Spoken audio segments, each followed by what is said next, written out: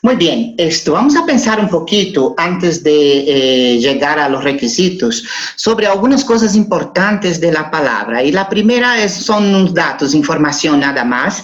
Hay 7.353 lenguas totales, idiomas en el mundo, ¿sí? La Biblia es el libro más leído de todos los tiempos y algunos pues contabilizan entre 2.500 a 6.000 millones de impresión de la palabra de Dios. Es mucho, es el libro más impreso en todo el mundo. La Biblia está completa en 698 idiomas, en 1548 está el Nuevo Testamento, en 1138 alguna porción de la Biblia. Ningún otro libro en toda literatura del mundo ha sido más cuidadosamente examinado que la Biblia. La demanda central de la Biblia misma es que ella preserva para todos nosotros, para la humanidad, la revelación especial del mismo Dios. Esto es nuestro testamento preservado de esta revelación. O sea, la Biblia es el registro de la autorrevelación de Dios en la creación y en la redención. Es el registro de su autorrevelación. Eso es muy importante tener en mente. Y cuando hablamos de revelación, vamos a entrar en algo que es muy importante.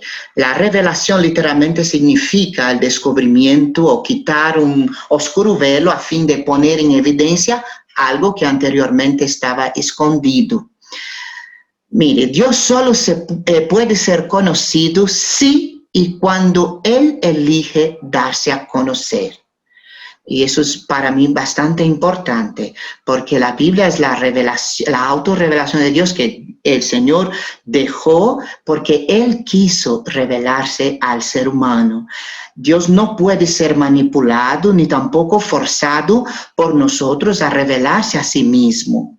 Él toma la iniciativa de darse a conocer y lo hace de varias maneras. Y hay un texto muy precioso de Hebreos 1, versículo 1 y 2. Aquí está diciendo entonces claramente que Dios habla y ha hablado de muchas formas, pero en este tiempo ha decidido hablar a través del Hijo, ¿no? Que es el heredero de todo universo. Entonces, la Biblia, claro está, y por supuesto eso es algo que nosotros entendemos, es la palabra de Dios. Dios inspiró a hombres de quienes salió al encuentro por su propia iniciativa para que interpretaran con exactitud el significado de tal encuentro para que otros puedan llegar al conocerlo. La Biblia, por lo tanto, es el vehículo indispensable, único e irreemplazable, usado continuamente por Dios para revelarse a sí mismo a toda la humanidad. Entonces, ese texto nos deja claro, y el apóstol Pablo hablando a su pupilo, ¿no? A Timoteo, nos va a decir esto, ¿no? Primeramente, que es necesario guardar el mandamiento sin mácula. Y que es la revelación de Dios. Y que nosotros, por nosotros mismos, no podemos entender y conocer a Dios, y no se da realmente a revelar a través de su palabra y plenamente pues cuando llegue el momento. Entonces, un elemento esencial en las acciones reveladoras de Dios fue el uso de intérpretes usados para proclamar, registrar, preservar un testimonio auténtico de sus actos de revelación. Dios mismo, a través de su espíritu, estaba involucrado directamente en la redacción, la edición, la colección, la preservación de estos testimonios escritos de sus actos redentores y reveladores. Hombres falibles fueron usados como testigos verdaderos. Muy bien. Ese texto es muy revelador de la palabra, ¿no? Lo vamos a mencionar varias veces. Pero algo que me llama la atención aquí dentro de lo que estamos diciendo es que toda la escritura no es una parte, no es un versículo, es inspirada y útil para la enseñanza. Y la idea primera, por lo menos dentro de lo que yo entiendo, es que el Señor mismo es quien inspiró y que esta escritura tiene, eso es, o es sagrada, ¿no? Es para nosotros, pues, la revelación que nos hace entender, ser sabio, esto para entender a nuestro Señor, la salvación, esto que hay también por la fe en Jesús. Entonces, segunda de Pedro 1, 16, 17, dice, porque no hemos dado a conocer el poder y la venida de Jesús, el Mesías, nuestro Señor, siguiendo fábulas artificiosas, sino como testigos oculares de su majestad.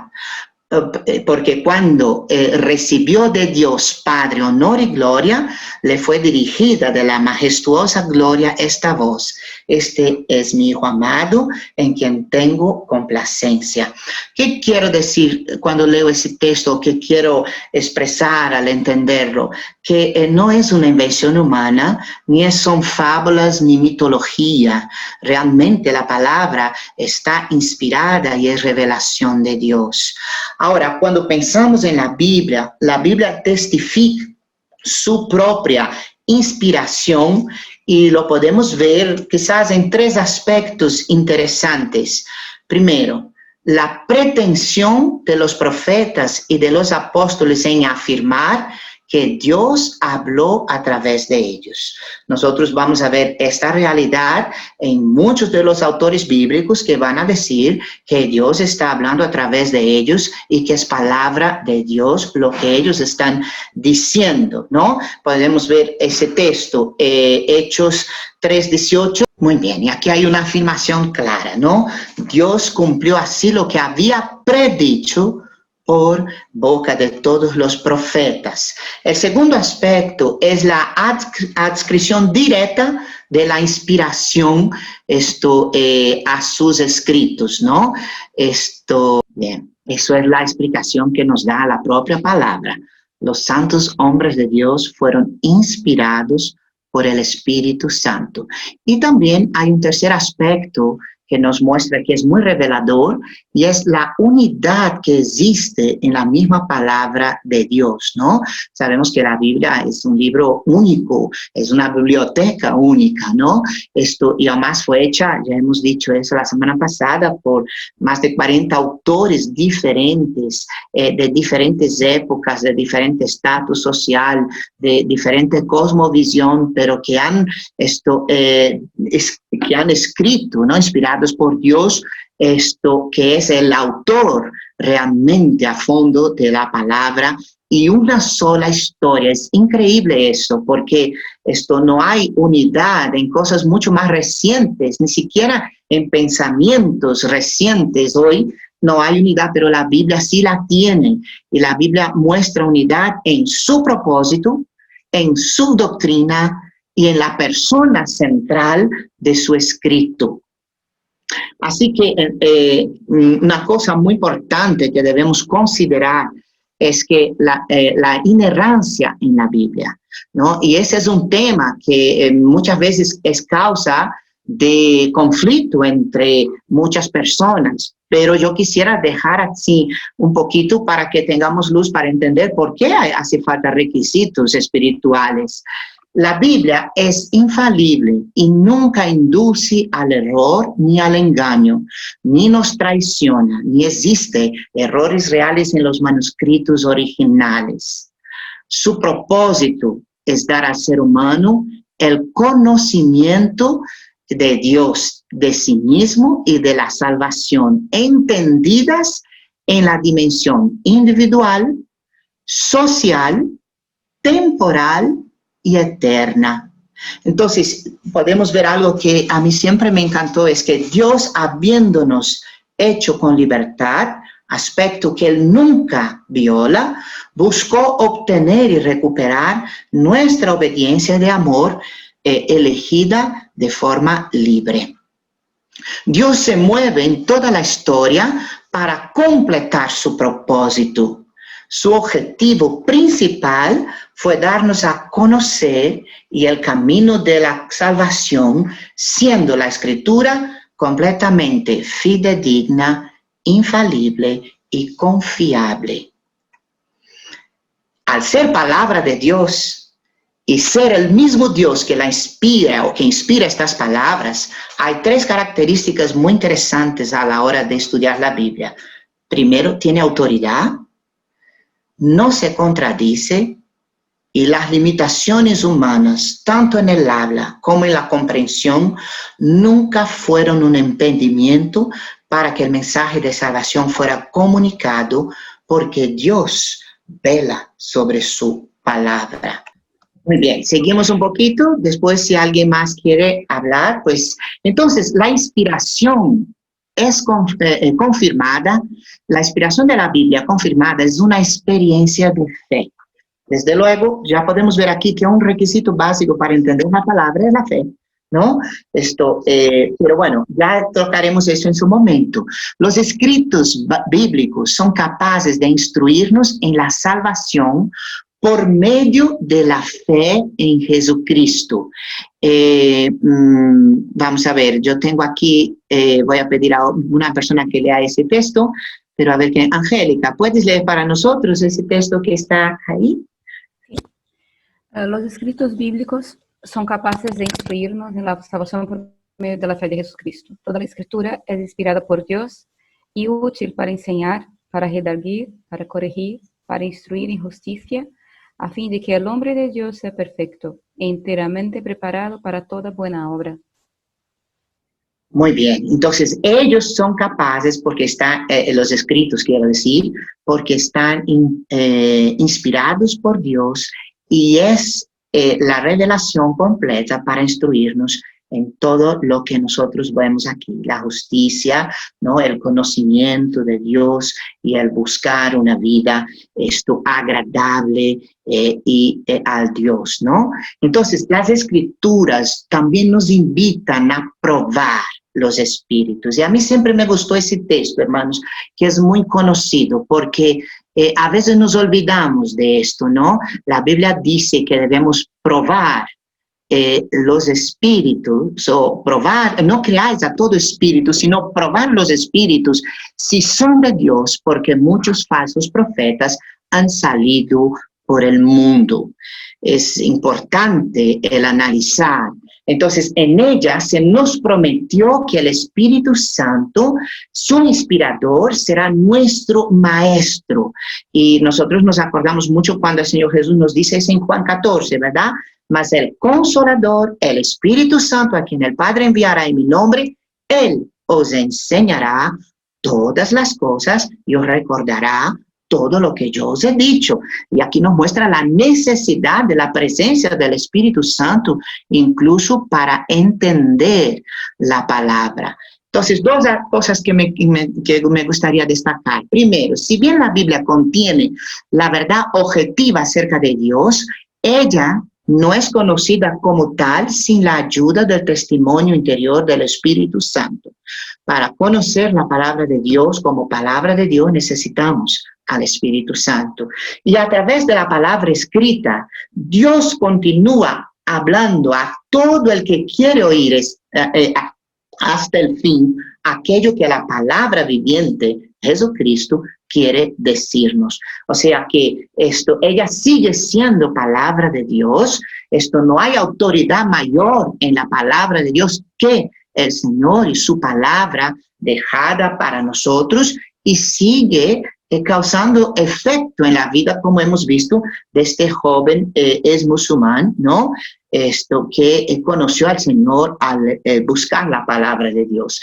Entonces, aquí entra una cosa importante a la hora del estudio de la palabra del Señor, que es la iluminación, o sea, la intervención del Espíritu Santo en nuestra propia vida para entender esta palabra. Se necesita iluminación del Espíritu Santo para entender y responder las Escrituras inspiradas. La vida cristiana debe ser una vida llena del Espíritu. a través de su Espíritu, el Cristo resucitado mora ahora en nuestros corazones, hablando sobre todo a nosotros los creyentes, ¿no? Por la fe. Muy bien, creo que el texto aquí es bastante claro, ¿verdad? Dice, todos los que son guiados por el Espíritu de Dios. Nosotros necesitamos la guía del Espíritu Santo, pero también dice que el Espíritu da testimonio. Él nos ilumina y Él confirma esto en nuestro espíritu, la palabra de Dios. Nos dice 2 Corintios 4:6 que porque Dios que mandó de las tinieblas resplandeciese la luz, es el que resplandeció en nuestros corazones para iluminación del conocimiento de la gloria de Dios en la faz de Jesucristo.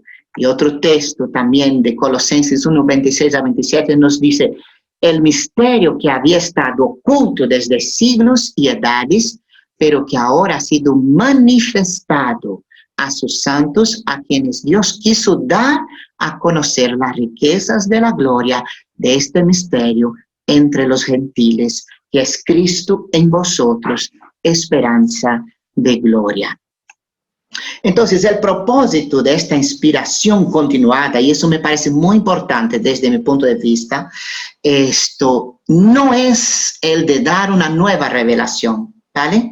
O sea, Dios no quiere dar una nueva revelación de la que Él ya ha hecho. Dios se ha revelado desde un principio hasta aquí y se sigue revelando, pero su revelación es entendible.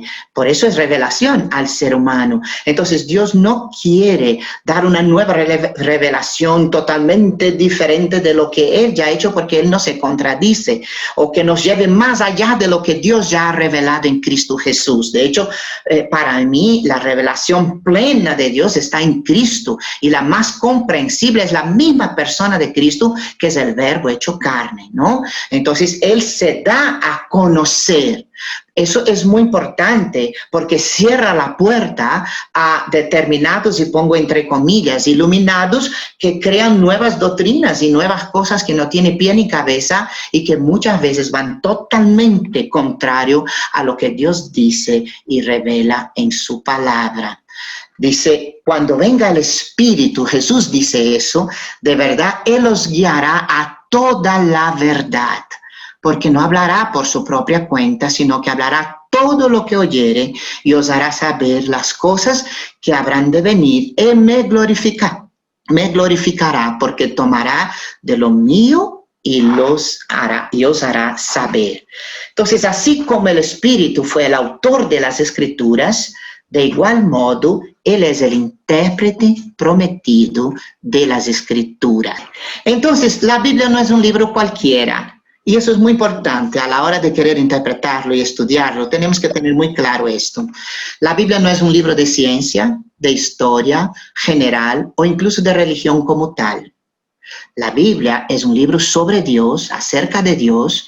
Dios es el tema principal de la Biblia y ella alcanza su clímax en la encarnación, cuando el Logos eterno se hace carne, como nos dice en Juan 1:14, ¿verdad?